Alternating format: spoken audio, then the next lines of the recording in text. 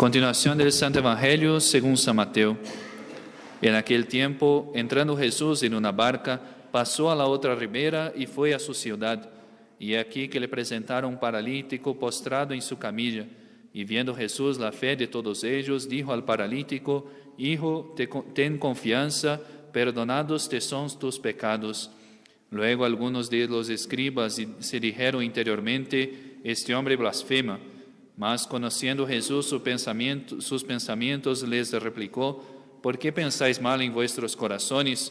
¿Qué es más fácil decir: perdonados te son sus pecados, o bien, levántate y anda? Pues bien, para que sepáis que el Hijo del Hombre tiene poder en la tierra para perdonar los pecados, dijo entonces al paralítico: levántate, toma tu lecho y vete a tu casa.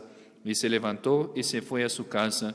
Al ver esto, las gentes temieron y alabaron a Dios, que daba tal poder a los hombres.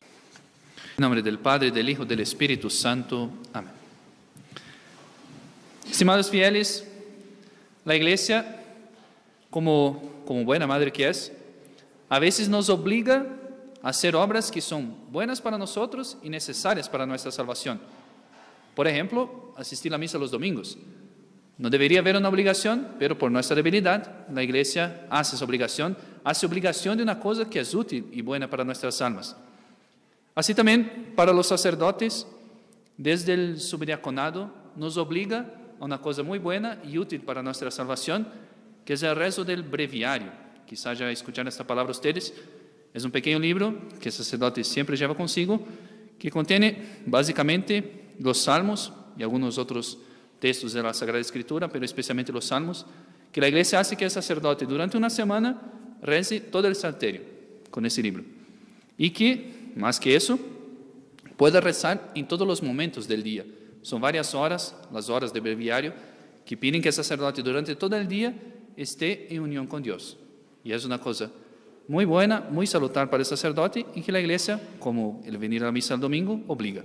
Es una obligación. Si el sacerdote deja de rezar una hora de breviario por negligencia, por no querer, es un pecado grave. ¿Y por qué digo eso? Porque esa semana que pasó, la Iglesia nos hizo contemplar en el breviario, los sacerdotes, la historia del santo varón Tobías, un libro del Antiguo Testamento que lleva ese nombre, el libro de Tobías. Tan bella historia que trae muchas enseñanzas para todos nosotros, especialmente para nuestras familias. Entonces, quería presentarles un poquito, un resumen de esa historia, subrayando un poco las virtudes de ese santo varón. Virtudes que, para nosotros, hombres de la Nueva Alianza, del Nuevo Testamento, quizá nos van a avergonzar. Ver una persona del Antiguo Testamento, sin la venida todavía de nuestro Señor Jesucristo, ser tan virtuoso, tan santo, quizá cause un poco nos enrobezca un poco. Este santo varón, Tobías, vivió, de hecho, en tiempos muy difíciles para los judíos. El tiempo del cautiverio, cuando los judíos fueron deportados de la Tierra Santa para, en el caso de Tobías, para Nínive. Sin embargo, y uno ya podría pensar un poco en nuestra situación, por más que no nos hayan deportado de nuestro país para una tierra extranjera, la revolución y los paganos de hoy en día entran en nuestra sociedad. Al revés, no somos nosotros que somos deportados, es una sociedad cristiana que se hace pagana. Entonces, también vivimos en tiempos difíciles, así como vivió Tobías. Sin embargo, aunque no tenía los auxilios de la gracia del Nuevo Testamento, de la Nueva Alianza de nuestro Señor, dice la Sagrada Escritura: no abandonó la senda de la verdad, de suerte que cuanto tenía repartía todos los días a los hermanos de su nación, cautivos con él mismo. También dice el texto sagrado que huía de la compañía de las personas que querían adorar a los ídolos. Los paganos querían hacer que los judíos prevaricasen, que adoraran a falsos dioses. Tobías se afastaba de esas compañías y sí, cuando podía, visitaba siempre al templo de Dios, al templo de Jerusalén, de Dios verdadero. Dos obras ya, que son grandes enseñanzas, lecciones para nosotros. Primero, la caridad para con los hermanos, ayudar a los demás en la medida de nuestras posibilidades. Y después, la huida de las ocasiones de pecado, evitando, como Tobías, el contacto con los idólatras. Tobías no tuvo respecto humano de dejar personas que eran malas compañías para servir a Dios. ¿Cuántas veces, infelizmente, tenemos que nos lamentar a veces de recaídas en pecados por no tomar la firme decisión de cortar con las ocasiones, de cortar con personas o situaciones que nos hacen pecar? De hecho, en esas situaciones mostramos con nuestro acto que amamos más la opinión de los hombres que la voluntad de Dios. Después sigue la Sagrada Escritura diciendo que Tobías se casó, su esposa se llamó Ana y tuvo un hijo al que puso el mismo nombre de él. Tobías también se llamó su hijo. Sobre ese hijo dice el texto que Tobías le enseñó desde la niñez a temer a Dios y a guardarse de todo pecado. A temer a Dios y a guardarse de todo pecado. Esto sirve un poco para que los padres hagan un examen de conciencia. ¿Qué es lo que yo tengo como prioridad para mis hijos? ¿Qué es lo que yo estimo más para que mis hijos alcancen? ¿Será una vida de lujo, tener todos los juguetes que pueda tener, estudiar en una escuela famosa, ser reconocido como buen estudiante, quizá llegar a conocer una esposa o un esposo rico para que tenga mucha plata? ¿O yo deseo que tema a Dios y sepa guardarse del pecado? ¿Cuál es mi prioridad para mis hijos? Blanca de Castilla, la madre de San Luis, rey de Francia, le decía a su hijo: te amo muchísimo, pero preferiría 1000 veces verte muerto antes que saber que has cometido un pecado mortal. ¿Cuál es la prioridad para nuestros hijos? Después hace la Sagrada Escritura una especie de resumen de las virtudes de Tobías, de ese santo varón, durante el cautiverio. Visitaba, dice, entonces Tobías cada día a los de su parentela, los consolaba y repartía a cada uno, según podía, una porción de sus bienes. Sustentaba a los hambrientos, vestía a los desnudos y mostraba gran celo en dar sepultura a los que habían fallecido o habían sido matados. Respecto a esta última obra de misericordia, hubo una ocasión en que Tobías estaba en una comida, en una cena con sus familiares, y llegó su hijo diciendo que había una persona muerta en la calle, un judío, y el rey ya había prohibido dar sepultura a esas personas. Había incluso antes castigado ya a Tobías por esta obra, pero él no tuvo respecto humano. Buscó a esa persona, ese cadáver, puso adentro de su casa y a la noche lo enterró. Hizo esa obra de misericordia con ese cuerpo. Lección para nuestra sociedad quizá tan amante, tan enamorada de la cremación. Cremación que ya fue duramente condenada por la Iglesia. Hubo tiempos en que una persona que cremaba o que pedía para ser cremada era excomulgada de la Iglesia. Pero ahí sigue, uno piensa, una vida tan santa, seguramente fue muy feliz Tobías por toda su vida. Y no. A veces nosotros tenemos esa tentación de pensar que las cruces son resultados de nuestros pecados, son castigo por nuestros crímenes. Puede ser, pero no siempre. El ejemplo es Tobías. Tobías, aunque tenía esa virtud recta, hacía obras de misericordia, una persona correcta, santa, fue probado con cruces. Dios permitió, primero, que un accidente le dejara ciego, después que esa misma ceguera, esa misma dificultad, esas mismas cruces que tenía, fueron ocasiones de reproches de las personas conocidas, reproches de su misma esposa, que le reprochaba que su virtud no servía para nada. Con todo, la oración de Tobías, en vez de revoltarse con Dios, en vez de enojarse con Dios, decía él: justo eres, Señor, y justos son todos tus juicios. Todos tus caminos son misericordia, verdad y justicia. Ahora, Señor, acuérdate de mí, no tomes venganza de mis pecados, y no traigas a tu memoria mis delitos, ni los de mis padres. Santo varón y humilde. Santo, ¿por qué humilde? Otra ocasión de prueba para Tobías, no terminaban por ahí las pruebas, fue la ausencia de su hijo. Tenía él que cobrar una deuda de una persona que vivía distante y envió a su hijo para que cobrara esa deuda. Le consiguió un compañero. Y se podría, no voy a hacerlo acá, pero se podría hacer un sermón solo del capítulo 4 del libro de Tobías, cuando él da los consejos para su hijo. Consejos para su viaje, pero también para toda su vida, porque no sabía el padre si volvería a ver a su hijo. No lo hago acá, pero les aconsejo a leer capítulo 4 de Tobías, los consejos que dio a Tobías antes de viajar, a su hijo Tobías. Lo que sí ocurrió es que, aunque estaba siendo acompañado por un muy buen guía, su hijo tardaba mucho en volver. No volvía en el tiempo que era previsto del viaje. Tanto que eso quejaba su madre a su esposo Tobías.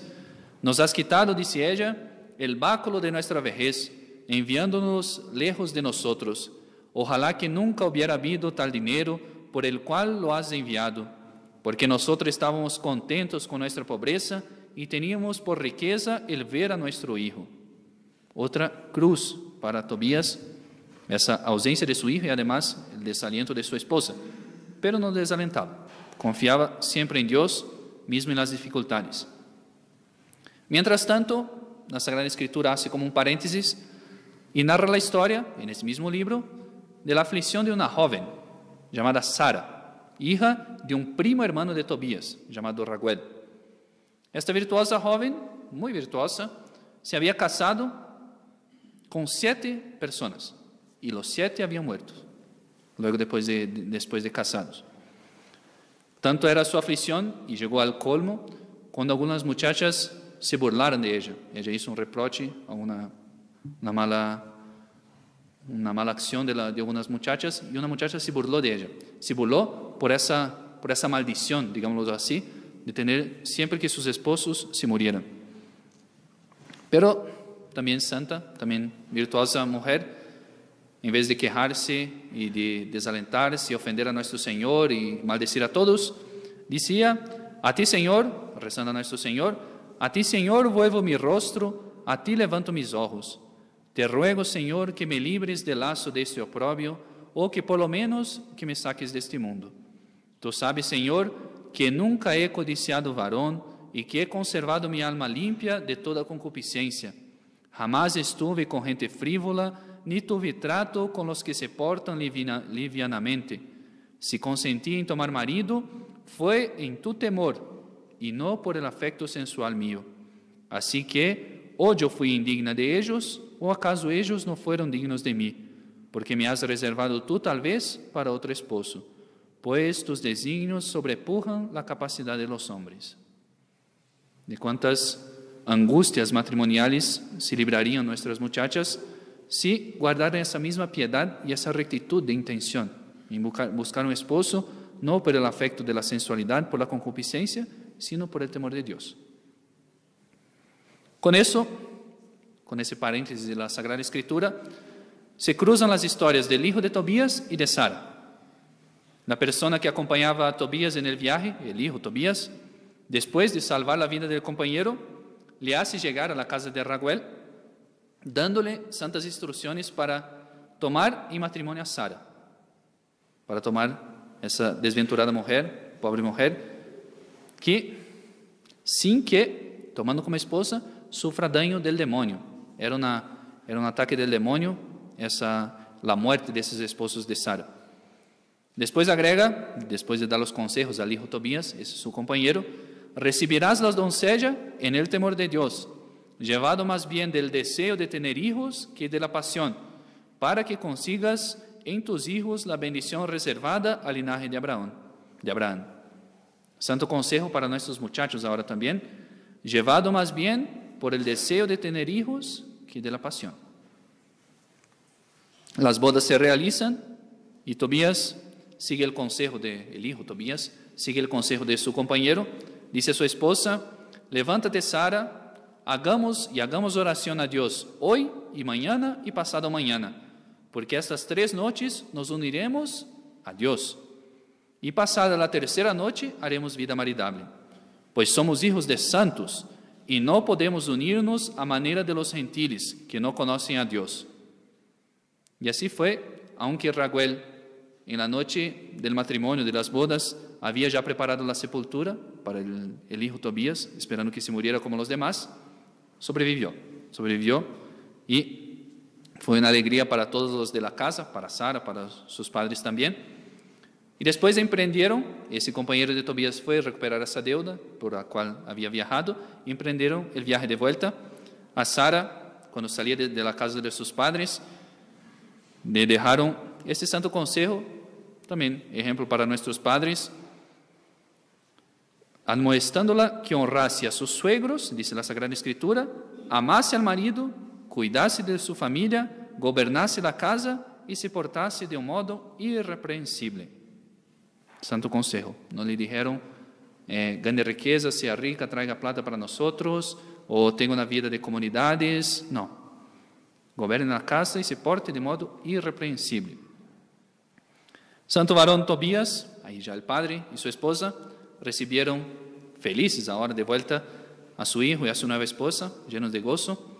Y para colmo de alegrías, ese compañero que Tobías llevaba, que acompañó a Tobías en el viaje, le enseñó un modo de curar la ceguera de su padre. Hicieron, y así fue efectiva, se curó el Tobías, volvió a ver, y decía, te bendigo, oh Señor Dios de Israel, porque tú me has castigado y tú me has sanado. Y he aquí que yo vea ya a mi hijo Tobías. Alegría del Padre, alegría en Dios. Y como no sabían el padre y el hijo Tobías cómo compensar ese compañero de viaje que fue tan saludable, que le salvó de la muerte a Tobías, que le encontró una esposa, que cobró la deuda, que curó la ceguera de su padre, se resolvieron a ofrecer mitad de sus bienes para esa persona como regalo, como prueba de estima por todo lo que había hecho. Pero en ese momento, ese compañero revela su identidad.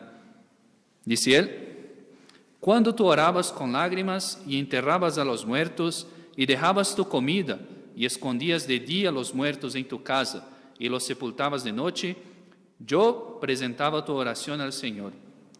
Y por lo mismo que eras acepto a Dios, fue necesario que la tentación te probase. Repito, y por lo mismo que eras acepto a Dios, fue necesario que la tentación te probase. Ahora el Señor me envió a sanarte a ti y a librar del demonio a Sara, mujer de tu hijo, porque yo soy el ángel Rafael, uno de los 7 que asistimos delante del Señor. Era un ángel que tomó forma humana para acompañar al hijo Tobías. Y ahí termina el libro contando la historia, cómo siguió la vida de ese santo varón. Dejo para ustedes, es un hermoso libro, muy chiquitito, pero lean para que aprendamos a tener, primero, a Dios, siempre presente en nuestras vidas. Lo primero es Dios, primero es temer a Dios, primero es alabar a Dios, primero es servir a Dios, ante todo a Dios en nuestras acciones, no desalentarnos en las dificultades, así como pasó con el santo Job, pasó con Tobías, tendría que ser probado por su virtud, por su bien, y confiar que, aunque no nos aparezca nuestro ángel de la guardia a nuestro lado y nos acompañe en nuestros viajes, Dios sí está mirando todos los acontecimientos de nuestra vida y guía todo, incluso las cruces, para nuestro bien. Ave María Purísima. En nombre del Padre, del Hijo y del Espíritu Santo. Amén.